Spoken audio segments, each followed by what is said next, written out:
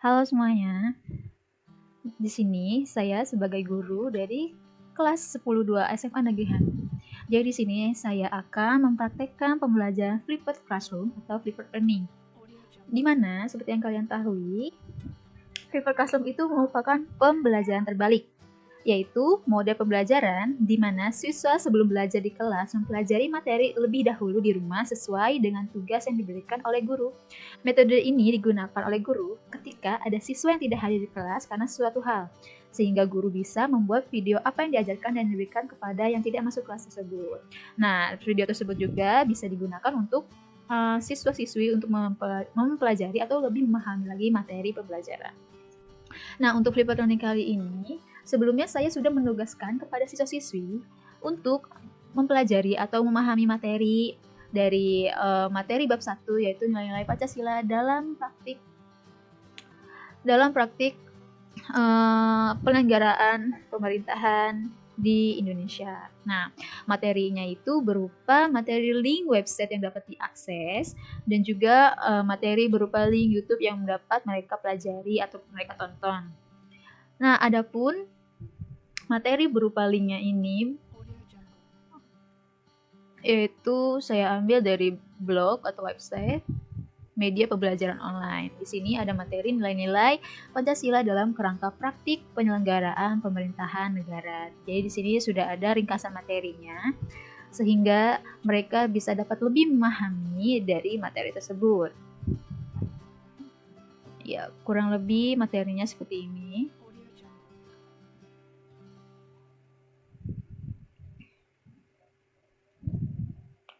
Kemudian, tidak hanya materi dalam berupa link di website, saya juga mencantumkan materi pembelajaran video yang dapat diakses oleh mereka, yaitu materi pembelajaran video link di YouTube, yang videonya seperti ini.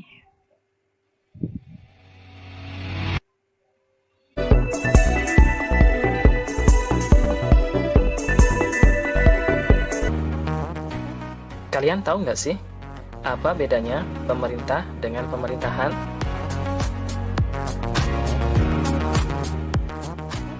Dan mengapa dalam penyelenggaraan pemerintahan negara Republik Indonesia perlu adanya implementasi nilai-nilai Pancasila? Temukan jawabannya dalam pembahasan di video pembelajaran kali ini. Materi bab 1, kelas 10, semester 1, tentang nilai-nilai Pancasila dalam kerangka praktik penyelenggaraan pemerintahan negara Republik Indonesia. Adapun tujuan pembelajaran yang hendak dicapai setelah menyaksikan tayangan video pembelajaran ini, diharapkan peserta didik mampu mengidentifikasi pembagian kekuasaan dalam pemerintahan negara Republik Indonesia setelah amandemen, mampu mengklasifikasikan kedudukan dan fungsi Kementerian Negara Republik Indonesia dan lembaga pemerintahan non-kementerian, serta mampu menunjukkan contoh implementasi nilai-nilai Pancasila dalam penyelenggaraan pemerintahan negara Republik Indonesia. Pemerintah adalah penyelenggara pemerintahan negara atau pengelola kekuasaan negara untuk mencapai cita-cita dan tujuan negara. Sedangkan pemerintahan merupakan proses atau cara pemerintah dalam menjalankan wewenangnya di berbagai bidang. Jadi pemerintah merujuk kepada organ atau alat perlengkapan atau lembaga negara, sedangkan pemerintahan menunjuk pada bidang tugas atau fungsinya.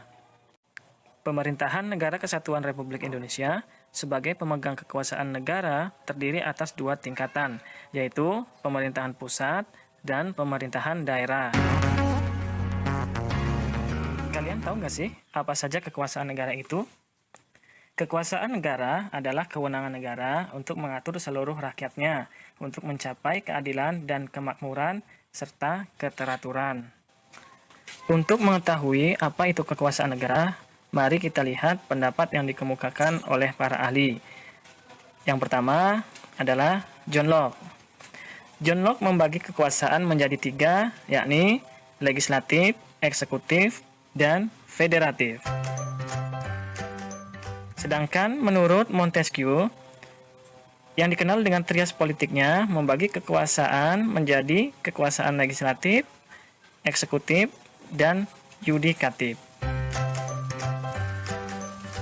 Kekuasaan legislatif adalah kekuasaan membentuk undang-undang.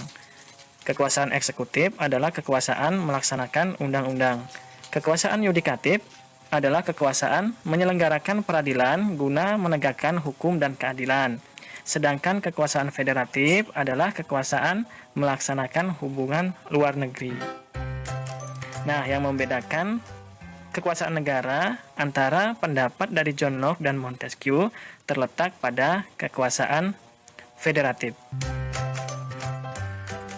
Pendapat yang dikemukakan oleh Montesquieu merupakan penyempurnaan dari pendapat John Locke, di mana kekuasaan federatif oleh Montesquieu dimasukkan ke dalam kekuasaan eksekutif.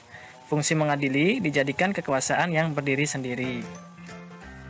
Dan ketiga kekuasaan tersebut dilaksanakan oleh lembaga-lembaga yang berbeda yang sifatnya terpisah. Nah, kalian tahu nggak sih apa konsep kekuasaan yang dianut oleh negara kita ini? Dalam sebuah praktek ketatanegaraan, tidak jarang terjadi pemusatan kekuasaan pada satu orang saja, sehingga pengelolaan sistem pemerintahan dilakukan secara absolut atau otoriter. Untuk menghindari hal itu, perlu ada pemisahan atau pembagian kekuasaan agar terjadi kontrol dan keseimbangan di antara lembaga pemegang kekuasaan. Dan negara Indonesia menerapkan mekanisme pembagian kekuasaan yang mengadopsi dari apa yang dikemukakan oleh Montesquieu, yakni membagi kekuasaan negara menjadi kekuasaan legislatif, eksekutif, dan yudikatif, di mana ketiga kekuasaan tersebut tidak dipisahkan dan dimungkinkan ada koordinasi atau kerjasama antara kekuasaan yang satu dengan lainnya. Tidak seperti di Amerika Serikat yang menerapkan pemisahan kekuasaan murni dengan memisahkan kekuasaan negaranya dan berjalan sendiri-sendiri. Mekanisme pembagian kekuasaan di Indonesia diatur sepenuhnya di dalam Undang-Undang Dasar Negara Republik Indonesia. Penerapan pembagian kekuasaan di Indonesia terdiri atas dua bagian, yaitu pembagian kekuasaan secara horizontal dan pembagian kekuasaan secara vertikal. Namun, pembagian kekuasaan pada tingkat pemerintahan pusat mengalami pergeseran setelah amandemen. Pergeseran yang dimaksud adalah pergeseran klasifikasi kekuasaan negara yang mulanya atau umumnya terdiri atas 3 jenis kekuasaan menjadi 6 kekuasaan negara. Dapat dilihat pada bagian berikut ya. Ada tambahan kekuasaan negara yang tadinya ada 3, eksekutif, yudikatif, dan legislatif, ditambah lagi oleh kekuasaan konstitutif, moneter, dan eksaminatif. Kekuasaan konstitutif yaitu kekuasaan untuk mengubah dan menetapkan undang-undang dasar. Kekuasaan eksaminatif yaitu kekuasaan yang berhubungan dengan penyelenggaraan pemeriksaan atas pengelolaan dan tanggung jawab tentang keuangan negara. Sedangkan kekuasaan moneter yaitu kekuasaan untuk menetapkan dan melaksanakan kebijakan moneter, mengatur dan menjaga kelancaran sistem pembayaran, serta memelihara kestabilan nilai rupiah. Sedangkan pembagian kekuasaan secara vertikal merupakan pembagian kekuasaan berdasarkan tingkatannya, yaitu pembagian kekuasaan antara beberapa tingkatan pemerintahan. Berdasarkan pasal 18 ayat 1 Undang-Undang Dasar Negara Republik Indonesia tahun 1945, pembagian kekuasaan secara vertikal di negara Indonesia berlangsung antara pemerintahan pusat dan pemerintahan daerah yang meliputi pemerintahan provinsi dan pemerintahan kabupaten atau kota. Pembagian kekuasaan secara vertikal muncul sebagai konsekuensi dari diterapkannya asas desentralisasi di Negara Kesatuan Republik Indonesia. Dengan asas tersebut, pemerintah pusat menyerahkan wewenang pemerintahan kepada pemerintah daerah otonom, provinsi dan kabupaten atau kota untuk mengurus dan mengatur sendiri urusan pemerintahan di daerahnya, kecuali urusan pemerintahan yang menjadi kewenangan pemerintahan pusat, yaitu kewenangan yang berkaitan dengan politik luar negeri, pertahanan, keamanan, justisi, agama, moneter, dan fiskal. Hal tersebut ditegaskan dalam pasal 18 ayat 5 Undang-Undang Dasar Negara Republik Indonesia tahun 1945 yang menyatakan pemerintah daerah menjalankan otonomi seluas-luasnya kecuali urusan pemerintahan yang oleh undang-undang ditentukan sebagai tiap praktik penyelenggaraan pemerintahan yang mengandung makna bahwa ada sumber-sumber spiritual yang harus dipertimbangkan dalam memberikan pelayanan kepada masyarakat agar tidak terjadi perlakuan yang sewenang-wenang dan diskriminatif, dan dijadikan sebagai pemandu agar tidak melakukan aktivitas-aktivitas yang menyimpang.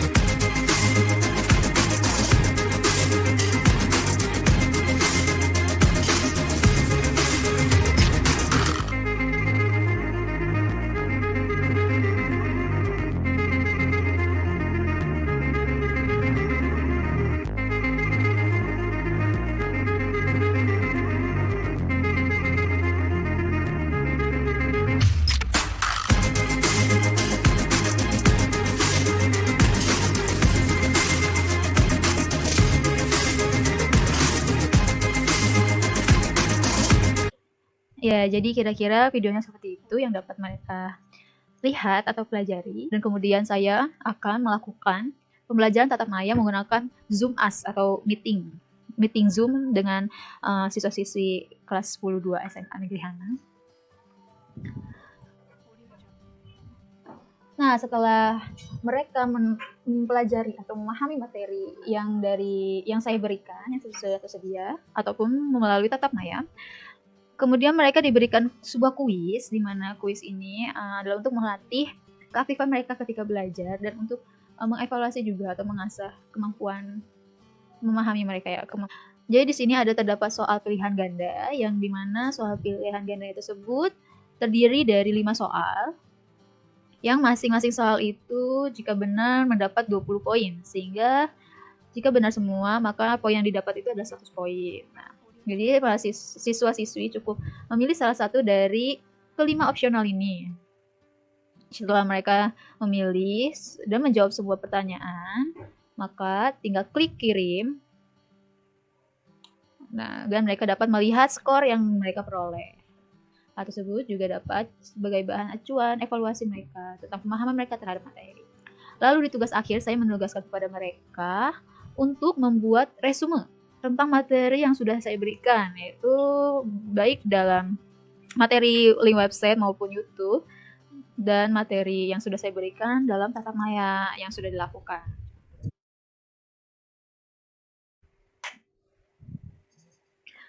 Assalamualaikum warahmatullahi wabarakatuh. Waalaikumsalam warahmatullahi wabarakatuh, Bu. Selamat siang anak-anak sekalian.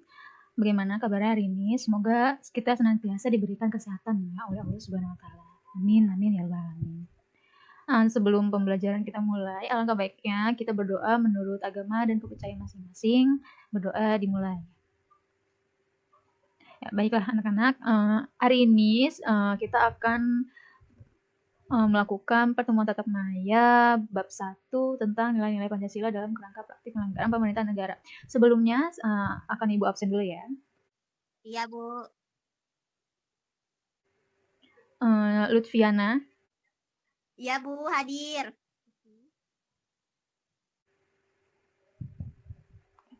Upi. Hadir, Bu.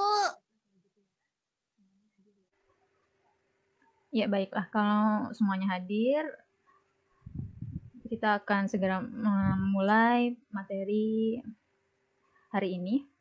Sebelumnya Ibu sudah berikan materi yang sudah kalian baca atau bisa kalian baca dan lihat di Google Classroom. Semoga kalian bisa mempelajarinya atau memahaminya dengan Iya, baik Bu. ya. Ini kita ada sebuah foto.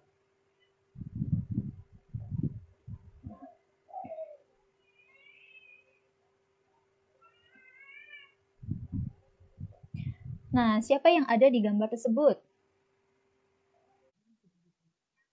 Pejabat, Bu.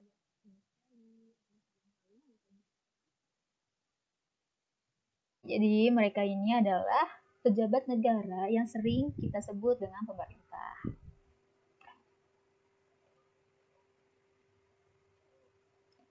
Nah, lalu ada yang tahu nggak apa itu pemerintah dan apa tugas dari mereka? Pemimpin negara, Bu.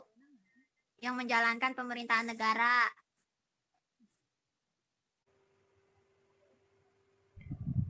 Nah, baiklah. Jadi, tugas dari pemerintah itu merupakan, pengertian dari pemerintah yaitu, pemerintah merupakan salah satu unsur konstitutif mutlak berdirinya sebuah negara, selain dari rakyat dan wilayah. Pemerintah bertugas menyelenggarakan pemerintahan negara, atau dengan kata lain, mengelola kekuasaan negara untuk mencapai cita-cita dan tujuan negara. Pemerintahlah yang mempunyai kewenangan mengatur seluruh rakyat dan menjaga keutuhan wilayah negara untuk mencapai kemakmuran negara. Nah, pemerintah negara Kesatuan Republik Indonesia sebagai pemegang kekuasaan negara terdiri atas 2 tingkatan, yaitu pemerintahan pusat dan juga pemerintahan daerah.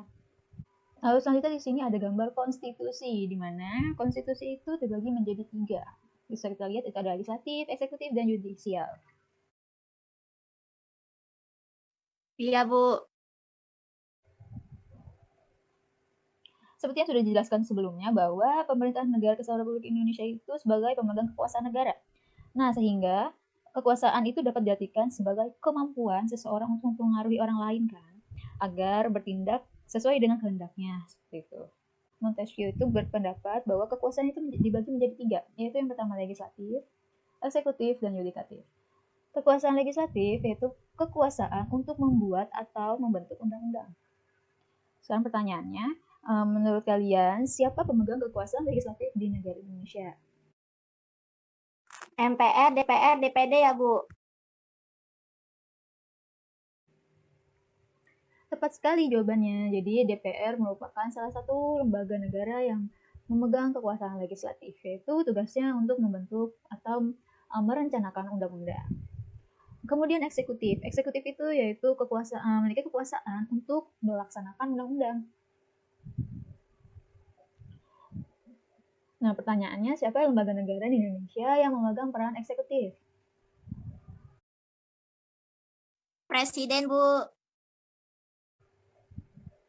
Betul sekali. Jadi presiden merupakan lembaga atau orang yang memegang kekuasaan eksekutif, di mana beliau harus melaksanakan undang-undang dengan sebaik mungkin. Kemudian, siapa yang memegang peran kekuasaan yudikatif di Indonesia? MA, Bu. Mahkamah Agung. Tepat sekali, Mahkamah Agung merupakan salah satu lembaga yang memiliki kekuasaan yudikatif. Apa kekuasaan yudikatif itu? Hukum. Ya benar, jadi hukum merupakan salah satu kekuasaan yudikatif ya, di mana lebih tepatnya kekuasaan yudikatif itu adalah kekuasaan untuk mempertahankan undang-undang, termasuk kekuasaan untuk mengadili tadi seperti yang kamu paparkan bahwa hukum. Jadi setiap pelanggaran terhadap undang-undang itu diadilinya oleh lembaga yang memiliki kekuasaan yudikatif, seperti itu. Lalu teori Montesquieu ini dinamakan dengan teori trias politika, seperti itu. Iya, Bu. Dalam sebuah praktik ketatanegaraan, tidak jarang terjadi pemusatan kekuasaan. Sehingga untuk mencegah hal tersebut, diadakannya pola pembagian kekuasaan di Indonesia. Kalian tahu tidak pembagian kekuasaan di Indonesia? Pembagian kekuasaan di Indonesia itu dibagi menjadi 2 pembagian, yaitu yang pertama pembagian horizontal dan pembagian vertikal. Nah, pertanyaannya, apa yang dimaksud dengan pembagian kekuasaan horizontal? Nggak tahu, Bu, vertikal dengan horizontal. Pembagian kekuasaan horizontal itu pembagian kekuasaan menurut fungsi dari lembaga tersebut. Pembagian kekuasaan menurut fungsi legislatif, fungsi eksekutif, dan juga fungsi yudikatif.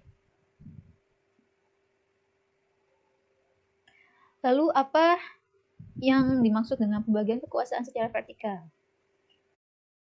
Pembagian kekuasaan berdasarkan tingkatannya, seperti pembagian kekuasaan berdasarkan tingkatan-tingkatan pemerintahnya, Bu. Iya, tepat sekali. Jadi pembagian kekuasaan secara vertikal itu kan dari atas ke bawah maupun sebaliknya ya. Jadi kekuasaan vertikal itu merupakan pembagian kekuasaan berdasarkan tingkatan, yaitu pembagian kekuasaan antara beberapa tingkatan pemerintahan. Jadi di pemerintahan itu masing-masing lembaga negaranya memiliki tingkatan tertentu.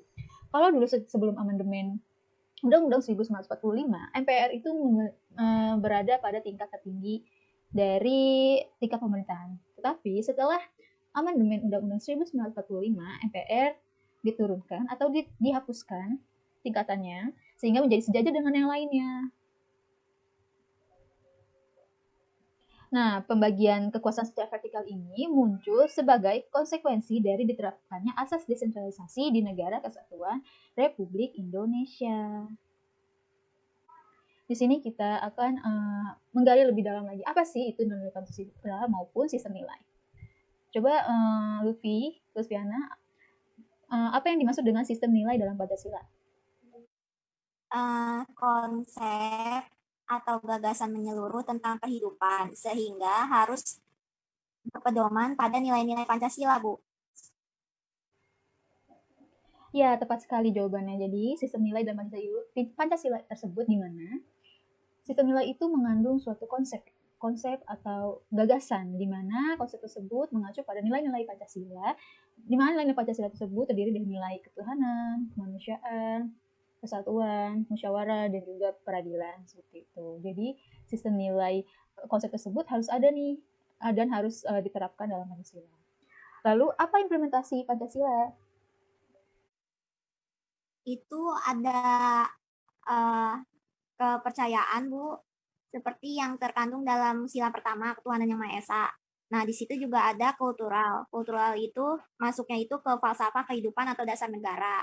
Terus yang ketiga ada institusional, itu masuk ke sila 2, sila ketiga, sila keempat dari Pancasila, Bu. Ya, benar sekali. Jadi Pancasila itu adalah ideologi dasar negara. Ya, jadi Pancasila itu merupakan rumusan dan pedoman kehidupan berbangsa dan bernegara bagi seluruh rakyat Indonesia. Sehingga Pancasila tidak akan menjadi dasar negara jika hanya dijadikan mitos tanpa model praktis atau implementasi untuk memecahkan berbagai permasalahan dalam kehidupan masyarakat luas. Sehingga seharusnya dalam setiap kegiatan itu selalu dikaitkan dengan nilai-nilai dalam Pancasila dalam setiap tindakan, perkataan, dan perbuatan. Pada penyelenggaraan negara, Pancasila merupakan suatu acuan tunggal dalam menjalankan roda pemerintahan. Sehingga sistem nilai dalam Pancasila ini kemudian diterapkan dalam implementasi Pancasila, diterapkanlah pula nilai-nilai Pancasila tersebut dalam penyelenggaraan pemerintah, di mana Pancasila dijadikan acuan untuk memutuskan berbagai peraturan baik perundang-undangan maupun peraturan lainnya. Jadi, dalam penyelenggaraan pemerintahan, negara harus selalu berdasarkan nilai-nilai Pancasila yang terdapat dalam pembukaan Undang-Undang Dasar 1945. Sini terdapat dua gambar atau foto, di mana kedua foto tersebut merupakan dua fenomena yang berbeda.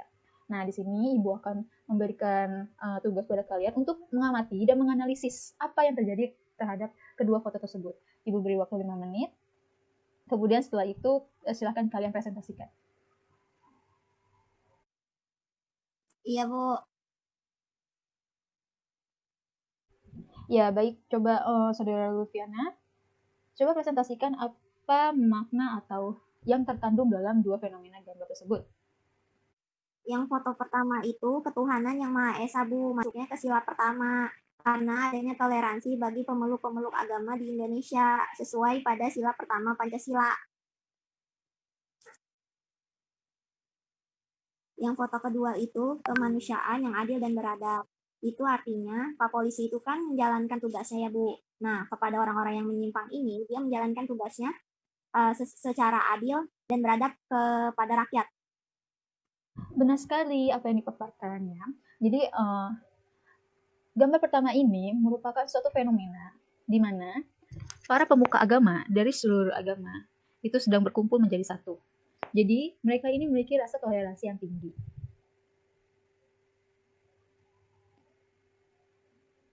Dan masing-masing dari mereka itu mengakui adanya kekuasaan atau keesaan Tuhan, sehingga mereka memiliki pedoman atau kepercayaan masing-masing dan berkumpul saling rukun untuk menyelenggarakan atau untuk menjalankan pemerintahan dengan baik.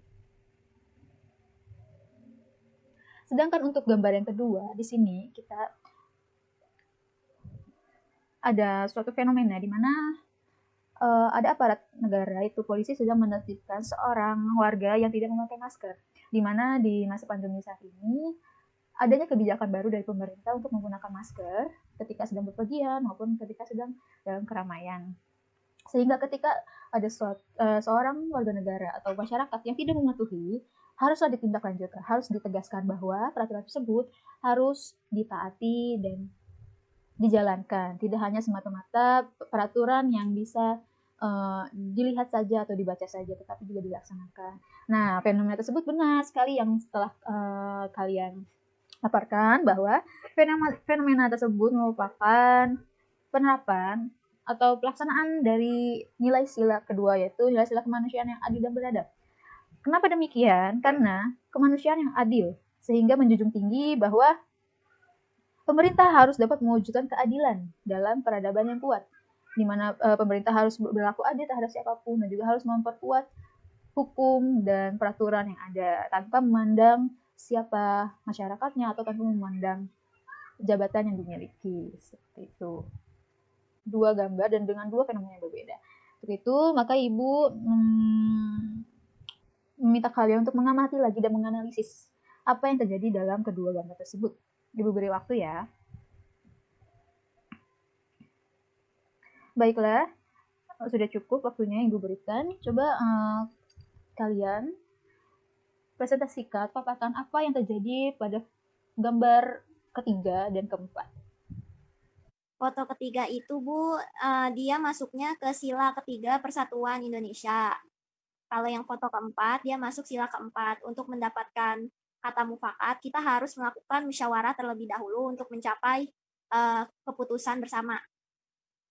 Fenomena atau kejadian pada gambar ketiga ini di mana masyarakat sedang hormat dan sebetulnya dalam kegiatan acara upacara ya. Terlihat ada TNI juga dan juga yang lainnya sedang hormat. Yang artinya mereka sudah hormat kepada bendera negara maupun pimpinan upacara saat itu. Nah, hal tersebut menggambarkan adanya mereka mengakui Bhinneka Tunggal Ika, di mana walaupun berbeda tetapi tetap satu jua dan juga memiliki jiwa nasionalisme, cinta bangsa dan tanah air, sehingga penyelenggara pemerintah itu harus selalu menghilangkan gitu perbedaan ras, warna kulit dan lain-lain, sehingga yang semuanya berkumpul menjadi satu. Rasa cinta terhadap tanah air ini menggambarkan nilai sila yang ketiga, yaitu Persatuan Indonesia. Lalu benar tepat sekali yang kalian paparkan untuk fenomena yang keempat ini atau gambar keempat ini merupakan suatu fenomena di mana para pejabat pemerintah sedang berkumpul mengadakan rapat atau musyawarah untuk merumbukan atau menyelesaikan suatu permasalahan, di mana permusyawarah tersebut nantinya akan menjadi suatu yang bermanfaat juga bagi masyarakat di Indonesia.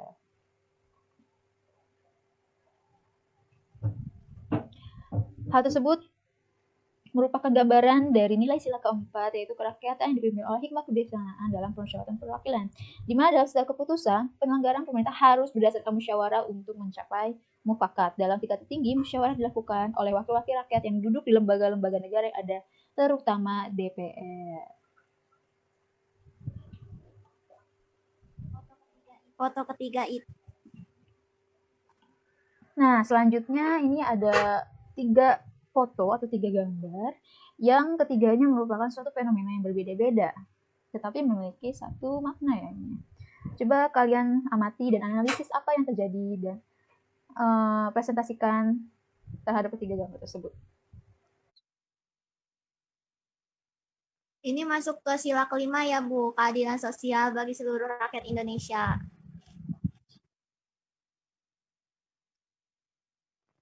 Karena rakyat Indonesia banyak yang masih tidak merata Bu mendapatkan pelayanan dari pemerintah. Tepat sekali, ya benar sekali ya.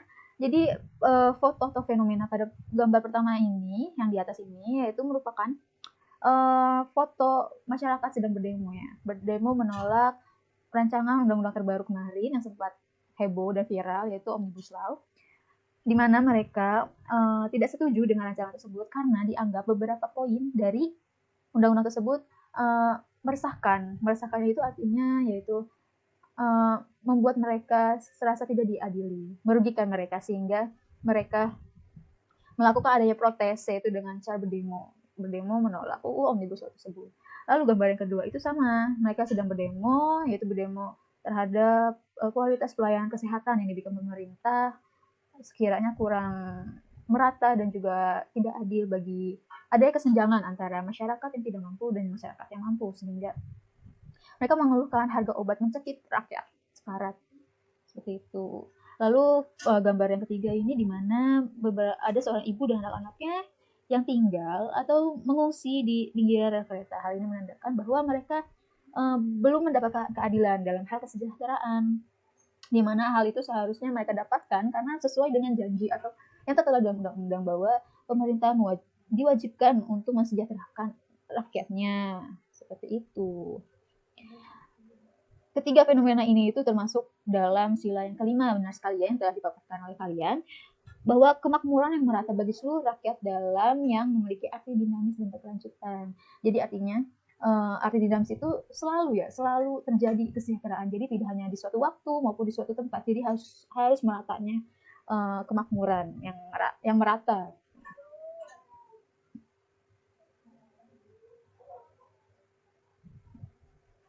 Dan juga penyelenggaraan pemerintah mempunyai prinsip yang cinta akan kemajuan dan pembangunan. Dengan demikian tidak akan terjadi penyelewengan dalam pelaksanaan pembangunan tersebut. Sehingga sudah seharusnya memang pemerintah itu selalu melakukan pembangunan dan pemerataan pembangunan di seluruh kalangan masyarakat dan tidak membeda-bedakan suatu kaum sehingga mereka bisa hidup sejahtera dan mendapatkan haknya seperti itu. Oke, baiklah. Penjelasan dari kalian sudah sangat cukup baik. Menurut Ibu kalian sudah mempelajari dan memahami materinya dengan sangat baik pula. Kemudian kalian sudah bisa menganalisis nilai-nilai Pancasila yang harus dipraktikkan dalam penyelenggaraan pemerintah. Sudah cukup baik.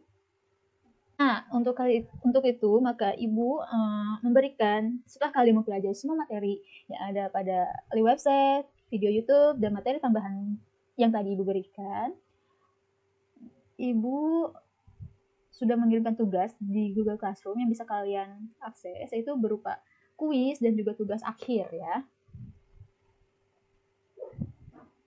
Di mana kuis ini itu berupa soal pilihan ganda. Jadi kalian dapat melihat tugasnya. Tinggal klik soal pilihan gandanya, lalu isi, lalu kirim ya. Dapat dimengerti semuanya? Iya, Bu.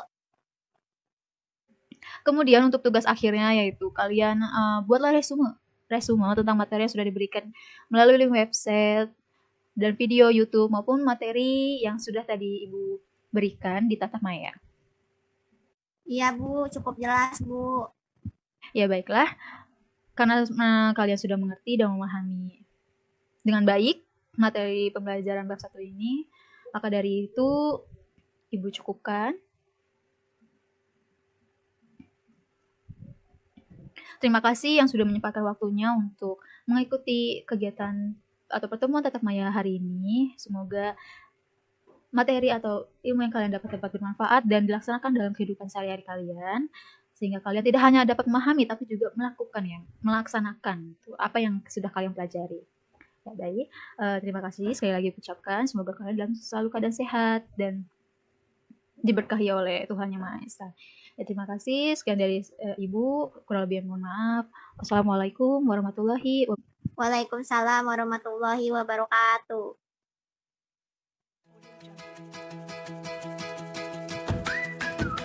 Semua praktik pembelajaran telah selesai. Demikianlah praktik pembelajaran yang dapat saya sampaikan dalam praktik pembelajaran Freeport Learning kali ini.